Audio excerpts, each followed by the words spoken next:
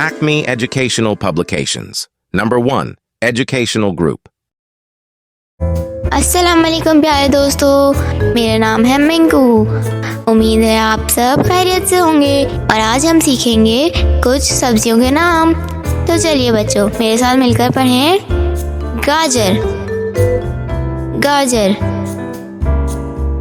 मटर, मटर। प्याज, प्याज। आलू, आलू।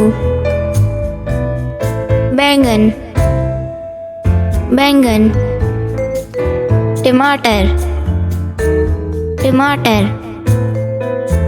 मिर्च, मिर्च। तो जी बच्चों, आज हमने सब्जियों के नाम सीखे हैं। आप सब ये नाम याद करें और खुद से लिखने की कोशिश करें।